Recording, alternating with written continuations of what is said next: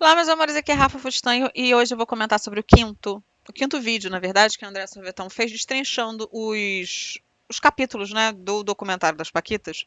A gente tem acompanhado aqui tudo que tem saído. E nesse, eu nem senti que ela falou mal de Xuxa, que deu alfinetada em Xuxa. Mas ela deu alfinetada nas outras Paquitas, a gente percebe, acho que ela tem um carinho, né, verdadeiro. E acho que ela realmente tem ali alguma rixinha do passado, alguma coisa e que ela não concorda exatamente com os posicionamentos dessas pessoas. A gente vê nessa parte, ela já tinha comentado, na verdade, uma coisa que eu também tinha falado, por ser praticamente da mesma geração de muitas ali, o quanto faz diferença uma mãe e um pai estarem presentes em qualquer momento de menores de idade, né? Seja para levar numa escola, seja para participar de qualquer coisa, e como era um trabalho. Então ela mesma diz que não passou por muitas coisas, e nem sei se foi nesse ou se foi no anterior, mas nesse ela reforça que ela não passou por muitas coisas ruins que as outras passaram, porque ela tinha a presença da mãe dela. Sempre presente ali, acompanhando-a de perto, vendo o que ela estava passando. E nisso, ela fala mais fortemente nesse episódio, né, que ela comenta no quinto vídeo, sobre a Ana Paula Pituchita, porque ela diz que, a Ana Paula diz no documentário que ela, para emagrecer, ficou 10 dias só na água de coco. E ela faz a pergunta de onde é que estava sua mãe? Né? E é isso que eu senti durante todo esse tempo, que não só, né, a Marlene, a Xuxa teve culpa e tudo no que aconteceu, porque elas eram adolescentes e eram crianças, mas também teve ali uma parcela de culpa dos pais, né? Que talvez ou por questão monetária, ou por, né, tá vivendo outro momento da vida, cuidando de outra coisa, deixou as meninas bem soltas, confiou demais e não tinha aquele olhar, né, que eu sempre falo que a minha mãe, por exemplo, sempre teve, de saber quando eu estava mentindo, de saber quando é que tinha alguma coisa errada comigo. Eu acho que a mãe, eu não sou mãe, mas eu sinto isso com as minhas amigas, minha família, todo mundo que é mãe diz isso, que fala, ó, a gente tem uma percepção, um sexto sentido com o filho que é inexplicável. E eu acho que realmente ela se posiciona, até porque ela é mãe, né? Tipo assim, como é que é da sua mãe que não viu isso? Então ela fala isso sobre a Ana Paula e ela acha que ela deu uma exagerada, pelo que eu entendi. Outra coisa que ela fala também é sobre a questão, isso ela já tinha comentado um pouco, sobre a questão dela ter cantado com a Xuxa e não ter sido creditada, na época do Xuxa Park, e da época do álbum das Paquitas, de não ter sido dado nenhum momento a ela, né, de ter faltado um pouquinho de protagonismo, para ela falar sobre a música que inclusive foi feita para ela. Então a gente teve a Flávia, né, que era a Fantasminha, falando sobre a música Batatinha Frita, e a gente teve a Tatiana falando sobre a música Playback. A Tatiana era é, um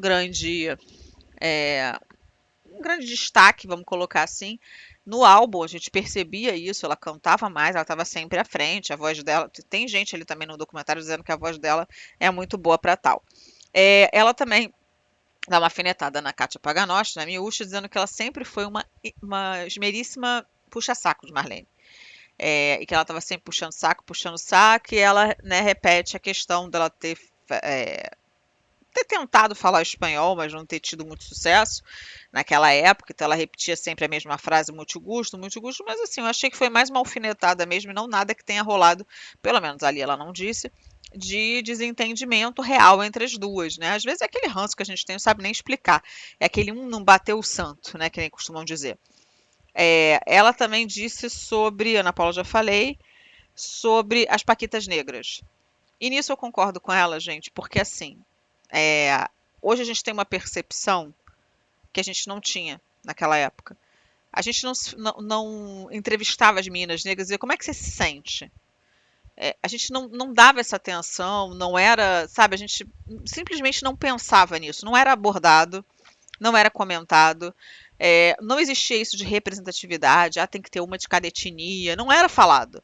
E é um erro, sim, é um erro. Então por isso que a gente não deve repetir no presente. Mas naquele tempo, isso não era nem sequer cogitado. Dizer que elas fizeram isso porque era isso. Agora sim, naquele momento ela não chega a citar que aquela moça que é negra, né? Na outra geração, talvez ela cite mais à frente porque não é esse episódio, não ganha e ela é a melhor de todas, o destaque de todas e ganha para as outras branquinhas que, né, que não eram tão boas quanto ela e inclusive não cantavam e não dançavam como ela. Aí sim a gente pode encarar isso, né? Já eram outros tempos, a gente já abordava um pouquinho mais isso Mas na época dela mesmo, realmente não tinha essa questão. Ela também fala sobre a questão da Marlene obrigar que elas pintassem o cabelo. Ela diz que no caso dela nunca aconteceu, ela sempre foi loura, mas que ela passou a fazer luzes com 15 anos, por decisão dela. E dali em diante ela foi cada dia mais loura, então ela estava dentro ali do padrão que era ser esperado.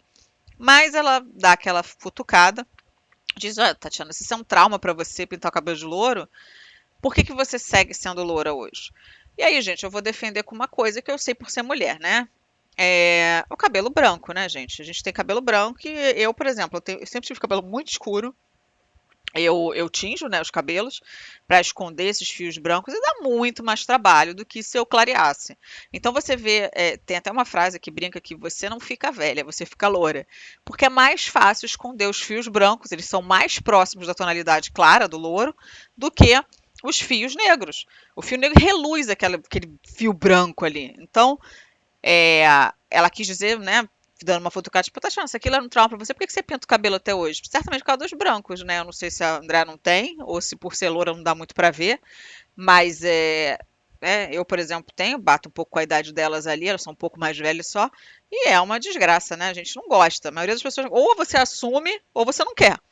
Né? E aí, se você assumir, ok, beleza, né? Trata o cabelo de um jeito lá que tem que tratar para ficar bonitão, mas realmente é algo incômodo. Então, eu imagino que isso aí ela deu uma alfinetada, mas eu não concordei muito, porque essa questão de que é difícil, sim, e dá muito mais trabalho, se gasta muito mais dinheiro você manter um cabelo bem pintado, escuro, do que um mais claro. Não que você não vai gastar dinheiro, mas né, aparece antes, dá uma manutenção mais né, rotineira, vamos colocar assim.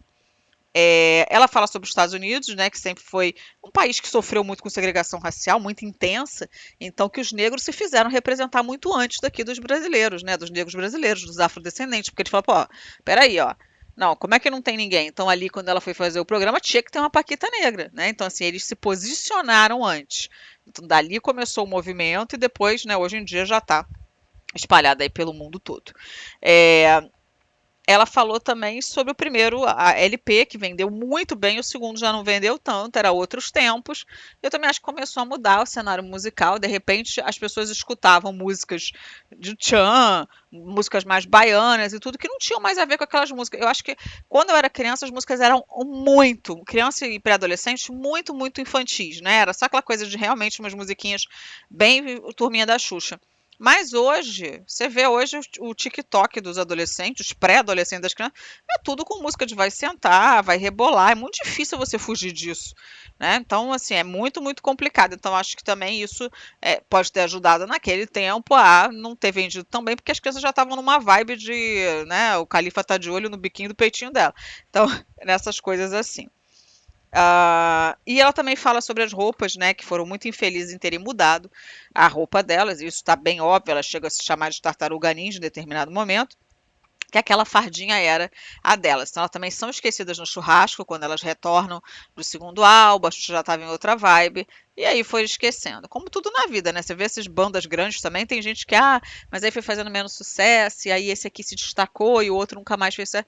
A gente tem essas questões aí que a gente levanta até hoje. Bom, é isso, eu vou ficando por aqui. Um beijo grande e até o próximo vídeo, pessoal. Tchau, tchau.